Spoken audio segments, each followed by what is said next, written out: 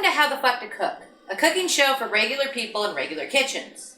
Today we're going to keep it kind of simple and we're going to make a traditional hummus. Now a traditional hummus only calls for a couple of ingredients. You're going to need a little bit of olive oil, a couple tablespoons of lemon. You can either use fresh lemon or bottled lemon. Fresh is obviously better. About 2 to 3 cloves of garlic, all minced up nice. And about a half a cup to a cup of tahini, depending. I'm using about 30 to 32 ounces of chickpeas. And you're going to keep the reserved liquid from canned chickpeas if you're using canned ones. Or if you were using fresh ones and boiling them, you're going to keep some of the liquid. You're probably going to need about a quarter of a cup at most. So let's go ahead and get started. The first thing you want to do is take the chickpeas. If they're canned chickpeas, boil them for a little bit. It's going to make them much softer, much easier to work with. See, they're going to be much more easier to mush. They'll come out a lot smoother. Now the key to a nice smooth hummus is to actually peel the chickpeas. Because see, chickpeas have these little skins on them. And you won't really notice it too much until you try to take it off.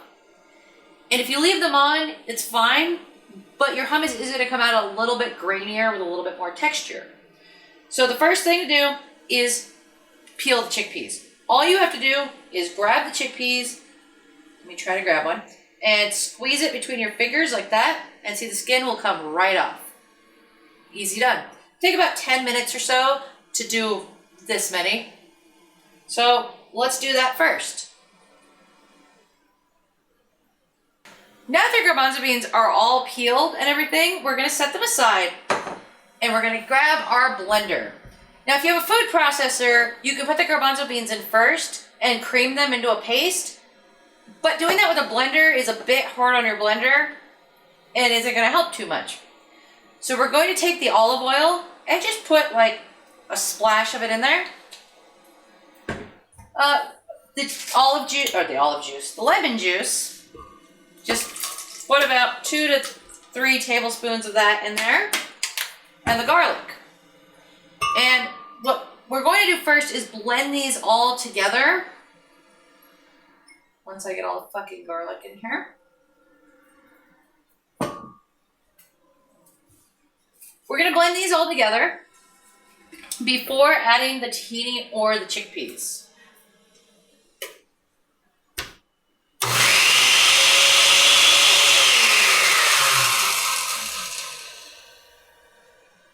You don't want to blend them too much. You just kind of want it mixed in there to get it started. And then dump all these chickpeas into the blender. As well as we're going to start with the half a cup of tahini. Now that we have those things in there, we're going to carefully blend it.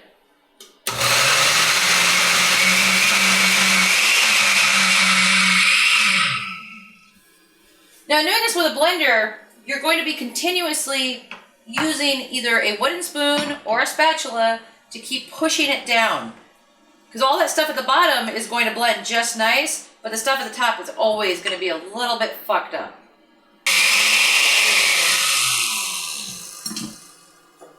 This really is the most complicated part of hummus. If you want to thin it out a bit, don't add oil. And don't add more juice, whether you're using lemon or lime. That's what you have the reserved juice from the chickpeas for. That's what you're going to want to use to thin it out. And you're not going to want to use a lot of it, honestly. I'm going to take a little bit of it and put it in there right now. Just a tiny bit. Not much at all. That's going to help this blend a little bit better.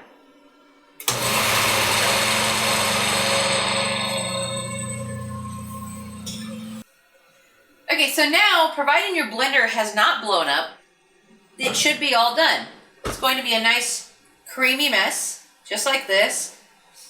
And we're going to take a spatula, scrape it all out of there into a bowl. Now hummus has to sit for at least overnight to really get the flavors to blend. You could technically go ahead and eat it right away, but it's going to taste kind of bland, a little bit flat. it's not going to taste exactly right.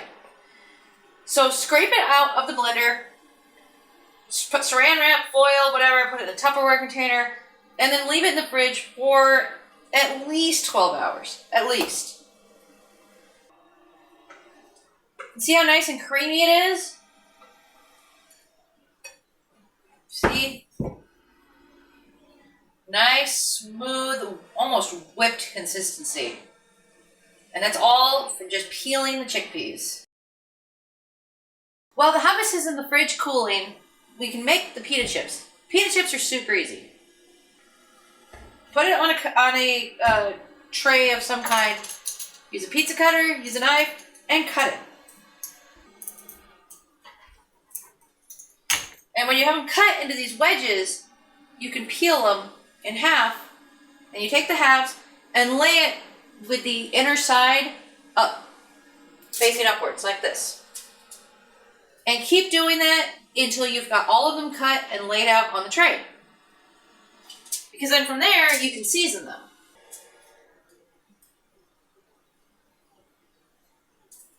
Once you have them all on the cookie sheet, take some olive oil spray and lightly spray them. And then take garlic powder, sprinkle them on there, like that. And then you can add anything else you want. I'm also adding some red pepper to them to give them a little bit of a kick.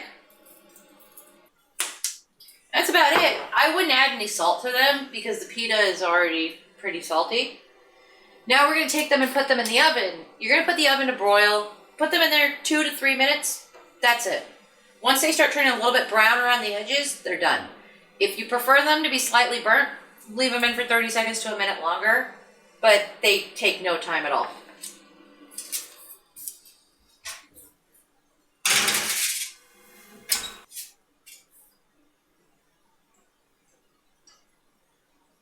Here's the whole thing with the pita chips is that they're either going to be done or they're going to fucking burn. Like, they'll either be slightly done or they're going to burn. There's not really a whole lot of in between. You can never get them quite right. Usually you're going to end up with some of them that are burned. And whether it's 1 or 2 or fucking all of them, depends on how negligent you're being while making them. Like I'm doing. I'm being very negligent with them. I should check on them again. Time to take them out of the oven. Whoa.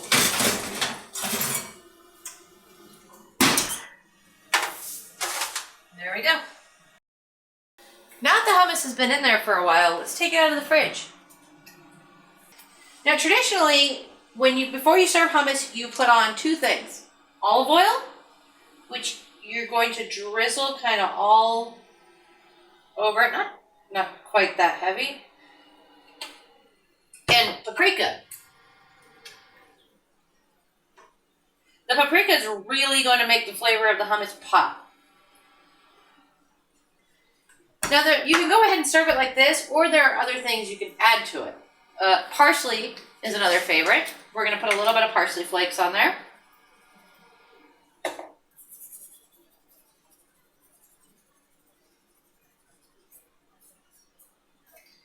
And I like a little bit of kick in my hummus, so I'm also putting on some red pepper.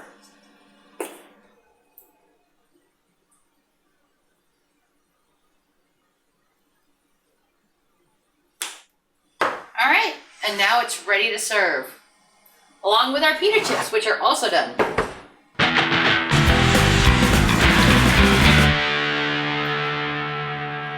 Mm-hmm.